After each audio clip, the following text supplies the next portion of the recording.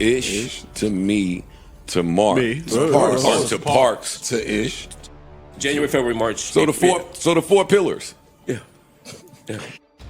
Sometimes the fans get it right. Sometimes the fans get it right. That off. So the four people that's keeping the lights on around here. They sleep in the passenger side. That's crazy. Today we're talking about the Joe Budden podcast and everything going on with its cast of co-hosts, both current and former. Joe is not holding back at all, and regardless of what anyone wants to say, this is not just a throwaway joke. He specifically named the 4 pillars carrying the show financially, the 4 people consistently winning Potter of the Month, and those 4 names are Parks, Mark, Ish, and Joe himself. Think about what that means for everyone else on that roster. If you're Imani, if you're Ice, if you're Mona, if you're Flip, how does that land? And consider this, you have Queens, Flip, and Mona all on the same show, all of whom have developed their own standalone content outside of the JBP, and not one of them makes that list. That's not a small thing to overlook. And before we go any further, B-Dot, I was genuinely rooting for you, but the fact that you couldn't be on this episode speaks volumes, and unfortunately not in your favor. You're the one with direct ties to both Drake and Jay-Z. You would have been the most relevant person to have in that conversation. Instead, Joe went with Imani on the main pod. And shout out to Imani, because this is now the 2nd time she's appeared on the main pod, and this particular appearance came during an extremely significant moment in the show's ongoing conversation. For anyone thinking this wasn't a big deal, the Patreon timestamps tell a different story. The topic starts at the 13-minute mark, and the next timestamp doesn't appear until roughly an hour and a half later. That's not a sidebar, that's a centerpiece discussion. So this was a meaningful moment, and Imani held it down. But back to Joe's comments, because it's revealing on multiple levels. We already have a pretty clear picture of how Ice is going to process this. He's going to wave it off entirely. Joe's just potting, he doesn't mean it literally. Move on. That's Ice's default setting, and everyone knows it. But if you're Flip or if you're Mona, this hits differently. It's going to push one of 2 outcomes. Either it lights a fire under them and they show up in ways we genuinely haven't seen them from on this broadcast before, or they're going to shrink further, tuck it away, and let the frustration quietly build into something that eventually breaks the surface. Because we already know Mona has a legitimate grievance. She's getting less airtime, she can't find space to breathe in the conversation, she can't get her monologues off, and that's her single greatest strength on the show. If you're telling someone they can't do the one thing they do better than anyone else in the room, what exactly are they showing up for? And then there's Flip.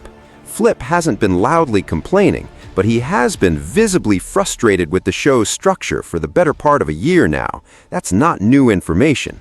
So when he listens back to this episode and hears that comment land, and he will hear it, he's going to walk back in carrying even more tension than he already was.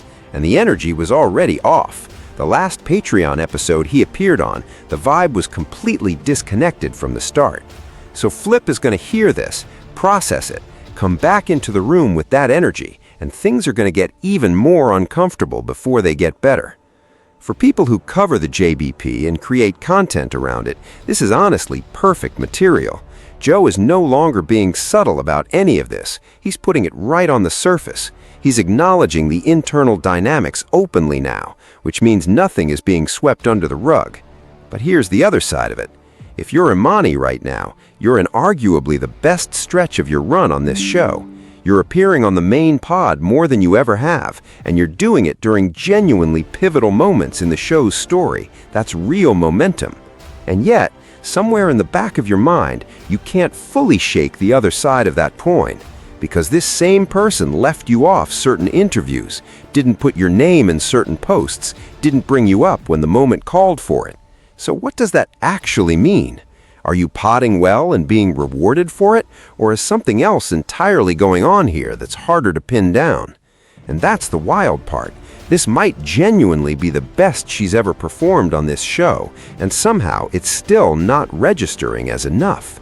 That's a difficult position to be in. But let's talk about Joe for a second, because he genuinely woke me up with this one. I came into this ready to cover the Jay-Z freestyle, which dropped however many days ago at this point, and I already knew people were going to be fatigued hearing about it. I'd already done a Patreon episode on it, so when I posted the video, I just dropped a timestamp and let people jump in wherever they wanted. But Joe had this thing locked behind a paywall, and people were still sitting there anticipating his specific take on it. Already knowing all the punchlines, already having heard every angle, and they still wanted to hear what Joe had to say about it. Think about what that means. That's a level of pull that very few people in this space have developed, and it's worth acknowledging regardless of anything else. Because let's be real, Joe essentially called the Kendrick and Drake situation before it became what it became. He read that energy early, and if this Jay-Z situation develops into a full-blown beef, he read this one early too. That's not a coincidence. That's pattern recognition at a high level. And Joe is potentially in the best stretch of his entire podcasting career right now. But even in the middle of that run, he's standing in front of his co-hosts and essentially telling them directly, the product isn't where it needs to be, and some of you are the reason why. And here's what's interesting about Ice specifically. Joe has historically been protective of Ice, that's well established. But even that protection has its limits, because Joe has been making it clear that he wants to restructure the dynamic around the newer voices on the couch. He's been dropping these hints consistently enough that at this point, calling them hints is almost too generous. These are signals, and whether his co-hosts are choosing to receive them that way is entirely on them. He already said in a previous episode, one I covered on this channel, that if Ish hadn't been actively engaging with Joe the way he has, the whole thing would have lost momentum a long time ago. So even the people in the top tier aren't exempt from the critique. Joe is holding everyone accountable right now. And stay tuned, because I'm putting together a full breakdown on the specific shots Joe was taking in Mark inside what was framed as a congratulatory speech for winning Potter of the Month. Because those weren't just kind words, there was something else embedded in there, and it deserves its own dedicated analysis. But here's where I land on all of this in terms of what actually happens next. Mona is going to hear this and come back with fire. She's going to push back at Joe directly, and she's going to be even more frustrated about how her contributions are being valued on this show. Because right now, they're treating Mona like she's Sasha, and with all due respect to Sasha, that is not the same role or the same level of presence. Mona knows that, and being treated otherwise is going to eat at her.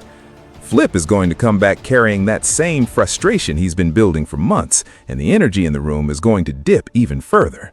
So here's the irony. What was supposed to function as a wake-up call, a motivating push to elevate the product, is probably going to do the opposite. Instead of lighting a fire under people and pulling the show upward, it's likely going to create more tension, lower the morale, and pull the energy in the wrong direction. We're looking at a dip before any kind of ascension. But then again, good press, bad press, it all keeps the conversation alive. That part never changes.